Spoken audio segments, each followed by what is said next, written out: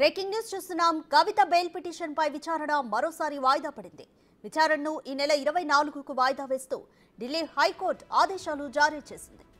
ED కేసులో bail కోరుతూ కవిత petition దాఖలు చేయగా ఇవాళ హైకోర్టు విచారణ జరిపింది. గతంలో బెయిల్ పిటిషన్ను రౌజ్ అవెన్యూ కోర్టు తిరస్కరించడంతో కవిత ఢిల్లీ హైకోర్టును ఆశ్రయించింది.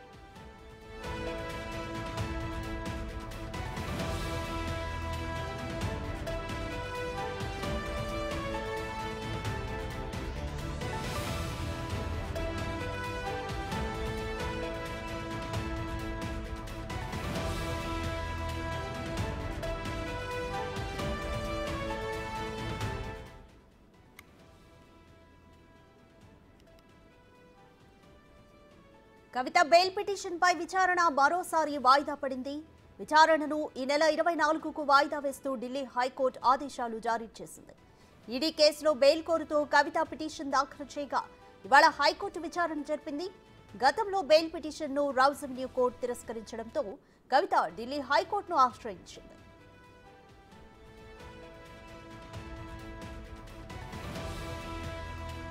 మోర్ డీటెయిల్స్ మా ప్రతినిధి శివ ఢిల్లీ నుంచి అందిస్తారు. శివ, కవిత బెయిల్ పిటిషన్ పై ఢిల్లీ హైకోర్టులో విచారణ మరోసారి వాయిదా పడింది. కంప్లీట్ డీటెయిల్స్ ఏంటి?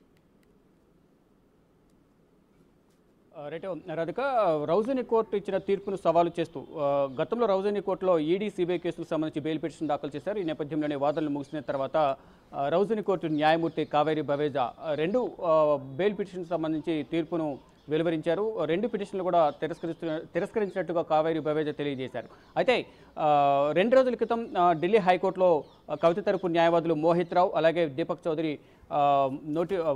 ఢిల్లీ హైకోర్టులో పిటిషన్ దాఖలు చేశారు. పిటిషన్ దాఖలు చేసిన నేపథ్యంలో ఈరోజు ఉదయం స్వర్ణకాంత శర్మ ధర్మాసనం, సింగిల్ బెంచ్ ధర్మాసనం దీనిపై విచారణ జరిపిన సందర్భంలో కవిత తరపు న్యాయవాదులు వచ్చే వారం, అంటే ముందుగా ఈడీ తరపు న్యాయవాదులు దీనికి సంబంధించి సమయం కావాలని కోరిన నేపథ్యంలో ఈడీకి మొదట నోటీసులు జారీ చేసింది. అంటే కవిత తరపున పిటిషన్ దాఖలు చేసిన నేపథ్యంలో ఢిల్లీ హైకోర్టులో ఈడీ కేసులో బెయిల్ మంజూరు చేయాలంటూ హైకోర్టులో పిటిషన్ దాఖలు చేసిన నేపథ్యంలో ముందుగా నోటీసులు జారీ చేశారు ఈడీ అధికారులకు.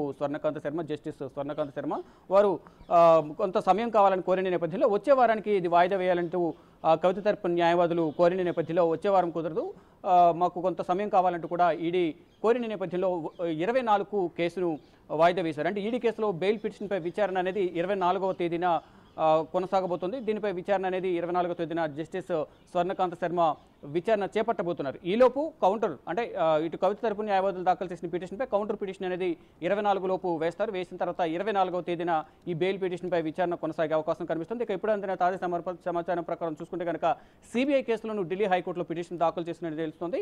ఇంకా సోమవారం దీనిపై విచారణకు వచ్చే అవకాశం అయితే కనిపిస్తోంది. అంటే ఇటు రౌజనీ కోర్టులో 2 పిటిషన్లపై విచారణ కొనసాగింది. 2 పిటిషన్లను కూడా జస్టిస్ కావేరి బవేజా తిరస్కరించిన నేపథ్యంలో ఢిల్లీ హైకోర్టును ఆశ్రయించారు. ఈడీ కేసుకు సంబంధించి 24వ తేదీకి బెయిల్ పిటిషన్ విచారణ వాయిదా వేశారు. మళ్ళీ ఈరోజు సిబిఐ కేసులను ఢిల్లీ హైకోర్టును ఆశ్రయించినట్లుగా తెలుస్తోంది. ఇక సోమవారం విచారణకు వచ్చే ఛాన్స్ అయితే కనిపిస్తున్నాయి. మొత్తంగా చూసుకుంటే ఢిల్లీ లిక్కర్ స్కామ్కు సంబంధించి కవిత కీలకంగా వ్యవహరించారు. ఈ నేపథ్యంలో కవితకు బెయిల్ మంజూరు చేయొద్దంటూ కూడా ఈడీ సిబిఐ ట్రయల్ కోర్టులో తమ వాదనలు వినిపించిన నేపథ్యంలో ట్రయల్ కోర్టులో ఈడీ సిబిఐ న్యాయవాదులు వినిపించిన వాదనలతో ఏకీభవించిన న్యాయమూర్తి కావేరి బవేజా కవిత బెయిల్ పిటిషన్లను తిరస్కరించారు. మరోవైపు కవిత తరపున అభిషేక్ మను సింఘ్వి ట్రయల్ కోర్టులో వాదనలు వినిపించారు. కవితకు సంబంధించి ఎటువంటి ఆధారాలు లేవు, ఆధారాలు లేకపోయినా కవితను అరెస్ట్ చేశారు. గతంలో విచారణకు సహకరించారు కాబట్టి ఒక మహిళగా పరిగణిస్తూ ఒక మహిళా రాజకీయ నాయకురాలిగా మాజీ ఎంపీ, మరోవైపు ప్రజెంట్ ఎమ్మెల్సీకి ఉన్నారు కాబట్టి కవితకు ఆ కోణంలో ఆరోగ్య సమస్యలు కూడా ఉన్నాయి కాబట్టి ఇవన్నీ కూడా పరిగణనలోకి తీసుకుని కవితకు బెయిల్ మంజూరు చేయాలి.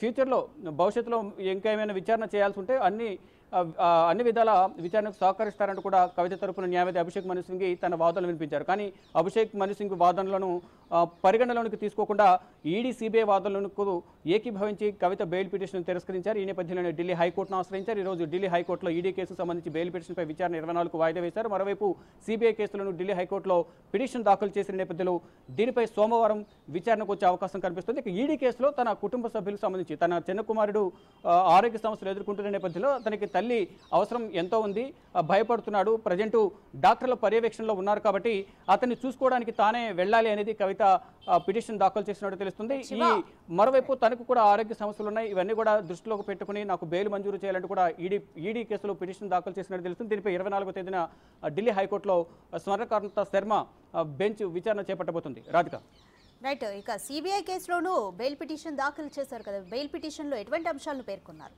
సిబిఐ కేసుకి సంబంధించి? రైట్, ఇప్పుడు సిబిఐ కేసులో కూడా సేమ్ ఇంతకుముందు ఈడీ కేసుకు సంబంధించి తన కుటుంబ సభ్యులకు కానీ, తనకు సంబంధించి ఆరోగ్య సమస్యలు కానీ, తన కుటుంబ సభ్యులు అంటే తన చిన్న కుమారుడి ఆరోగ్యం సరిగా లేదు, గతంలో కూడా పరీక్షల సమయంలో కూడా తన తల్లి సంబంధించి అవసరం ఎంతో ఉంది కాబట్టి బెయిల్ మంజూరు చేయాలంటూ కూడా గతంలో కూడా ఏప్రిల్ 16 వరకు బెయిల్ మంజూరు చేయాలంటూ పిటిషన్ దాఖలు చేసిన నేపథ్యంలో ఈడీ కేసులు మధ్యంతర బెయిల్ను తిరస్కరించారు. తర్వాత రెగ్యులర్ బెయిల్ కూడా తిరస్కరించారు. తర్వాత మధ్యంతర బెయిల్ తిరస్కరించిన తర్వాతే కవితను 11వ తేదీన ఏప్రిల్ 11న జ్యుడిషియల్ కస్టడీలో ఉండగానే తిహార్ జైల్లో సిబిఐ అరెస్ట్ చేసింది. అరెస్ట్ చేసిన తర్వాత మళ్ళీ 3 రోజుల సిబిఐ కస్టడీ ఇచ్చారు. సిబిఐ కస్టడీ ముగిసిన తర్వాత మళ్ళీ సిబిఐ కేసులో కూడా జ్యుడిషియల్ కస్టడీ పొడిగించారు.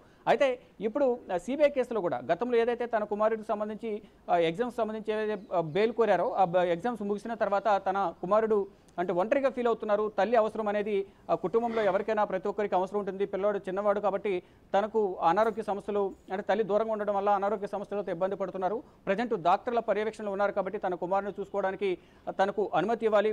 మధ్యంతర బెయిల్ అనేది గతంలో లోకల్ కోర్టులో ట్రయల్ కోర్టులో పిటిషన్ దాఖలు చేసినప్పటికీ అక్కడ ఈడీ కేసులో మధ్యంతర బెయిల్ను తిరస్కరించారు. ఇక రెగ్యులర్ బెయిల్కు సంబంధించి మళ్ళీ ట్రయల్ కోర్టులో ఆశ్రయించిన నేపథ్యంలో ట్రయల్ కోర్టు తిరస్కరించింది. ఇక్కడ ఢిల్లీ కోర్టులోకి వచ్చారు.